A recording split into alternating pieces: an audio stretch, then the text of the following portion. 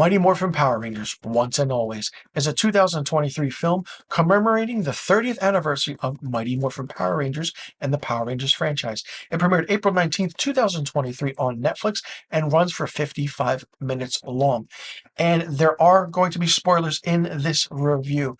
Now, the cast of Rangers are Walter Emmanuel Jones as Zach Taylor, the first Black Ranger. David Yost returns as Billy, the Blue Ranger. Steve Carderas as Rocky, the second Red Ranger.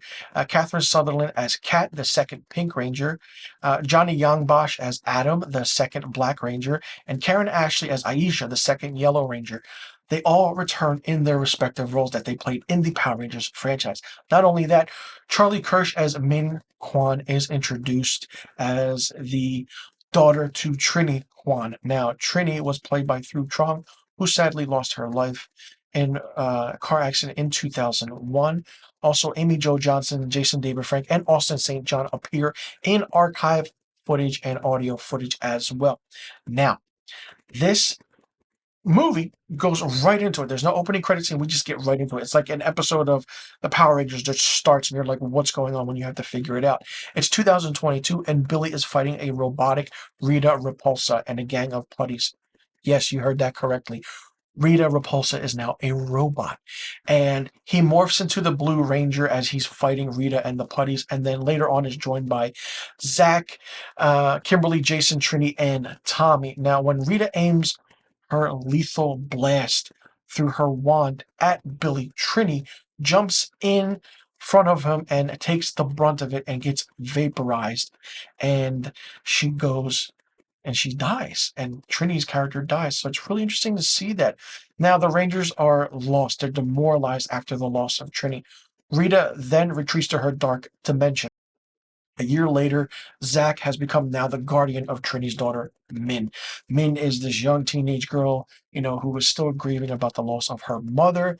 And they go to meet the other Rangers at Trini's grave to mark the anniversary of her death.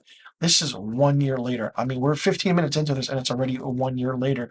And then we come upon an ambush by Robo Rita, which is what they call her, and Robo Snizzard and Robo Minotaur. Yes, they also made Snizzard and Minotaur robots as well.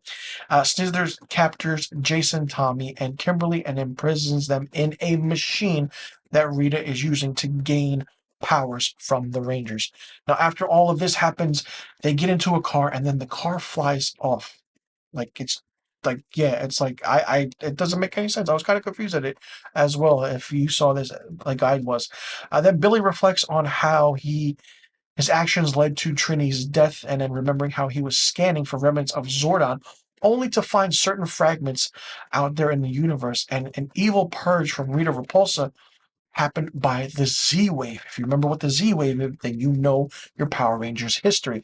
Well, Rita's energy kind of pulsed out and kind of got into Alpha 8 and kind of transformed Alpha 8 into Rita Repulsa, which is how Rita became a robot. Now, it's the present day. Now, Alpha 9 kind of initiates the Bandora Protocol, advising all Rangers teams throughout the universe to assemble. So we're kind of like calling the Avengers in a way.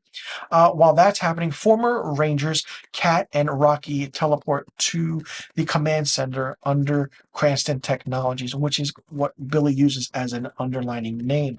While the Rangers respond to a putty attack all over in Angel Grove, Min grabs Trini's power morpher and seeks to fight, but it doesn't work. So Kat and Rocky kind of get proxy coins and so they can morph into the Power Rangers. And Alpha 9 made these in order in case of emergency, and that's what happens. Now, Rita dispatches the putties around the world in an attempt to bait the Power Rangers in order to gain their powers. And Alpha overhears Minotaur, his ability, because evidently, somehow, when the Rangers morph, Minotaur is able to track them. So he's tracking Billy, Kat, and Zach, and even Rocky. So that's all interesting in its own self. So while that's happening, Min unsuccessfully attempts to use Trini's power morpher, but it fails. Rocky and Zach come to the rescue. The whole aspect is interesting and different.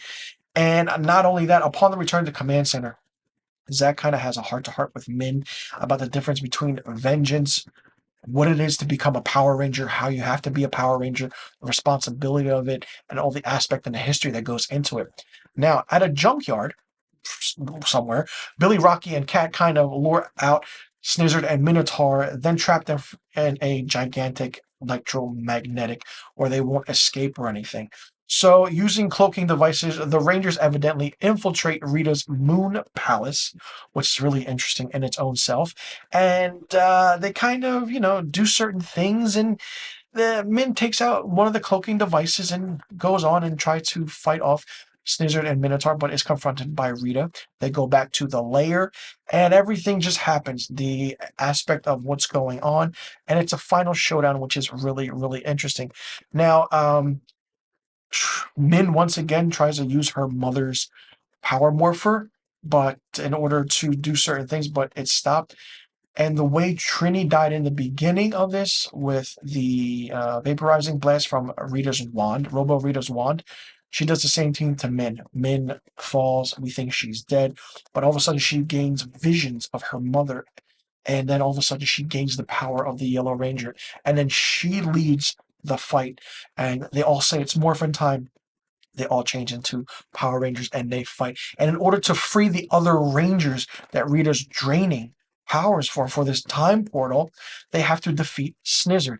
Now, the reason she's draining these power sources from the original three Rangers and then also other Power Rangers in the universe or in the world of the franchise, she's doing that so she can go and time travel back into the past to tell her younger self how to defeat the Power Rangers in order to become this one big cohesive unit where the Power Rangers didn't exist. Zordon didn't call on teenagers to become the Power Rangers and help fight Rita and the Putties and how everything happened. So now, once that happens, Rita kind of makes Snizzard the big giant that he is, and then Alpha 9 kind of sends the Megazords to the moon in a quick pan, and we have a Megazord fight like the original. And then it's an interesting way. They defeat Snizzard, they kill the time machine, they get rid of Rita Repulsa, and they all have their moments. We find out what Adam and Aisha are doing and why they're in space, but they're not really prominent in this. And then everyone goes back to their normal ways of time. And then they're back at the juice bar. And then Zach and Billy kind of tell Min, like, all right, let's tell her the truth about the past adventures. And that's the entire movie. Now, the CGI in this is absolutely terrible. I hate to say it. The Megazord fight was just atrocious and weird. You still have that explosion behind you going off when the Power Rangers are running, or there's a big action sequence. There is no Goldar. I was waiting for Lord Zed to come in. That didn't happen. The whole aspect of turning Rita, Snizzard, and Minotaur into robots didn't make any sense at all. I guess it's for the futuristic aspect to it. The other aspect is mentioning kind of Tommy, Jason, and Kimberly was really, really good. And I give Charlie Kirsch, who plays Min Kwan, credit because she tried really hard, but she just didn't feel believable. She was annoying at times to a point where it's like, okay, they could have picked someone else maybe to play in this role, but the aspect of making the lineage forward and actually kind of putting forth the memory of Three Trang, who played Trini in the original, was great. Not only that, we have no White Ranger. It's just a Green Ranger aspect to it. And everything else just felt right. Bulk and Skull are in it in a quick cameo, but not in person, but with pictures of their faces on a banner, and that's it. Angel Grove is there and put forward, but seeing certain aspects of how the whole franchise is and how they have to defeat Rita was interesting, but it just could have been done better. Seeing the nostalgic factor was really, really fun. I mean, you're in the 90s, you're growing up, it's after school, you come home, you watch the Power Rangers, you know the whole story of Tommy going from the Green Ranger to the White Ranger, and then the aspect of certain other characters coming in. uh, Jason leaving, and then Rocky coming in, Kimberly leaving, Kat coming in, Trini, of course, leaving, and Aisha coming in. How Adam became the next Black Ranger, but then the Blue Ranger, Billy, was always there front and center. And I feel like Billy is the leader of the Power Rangers. Now, 55 minutes long. It goes by really, really quickly. Like I said, CGI was bad. The acting wasn't as good. If you broke this down into maybe 10 episodes, 20 minutes each, it would have been good. But I mean, other than that, it was good to see everything in one. But I would have loved to have seen it broken down into maybe like 8 or 10 episodes, get the story across, leave it on a cliffhanger, and then we have to watch it again to see what happens.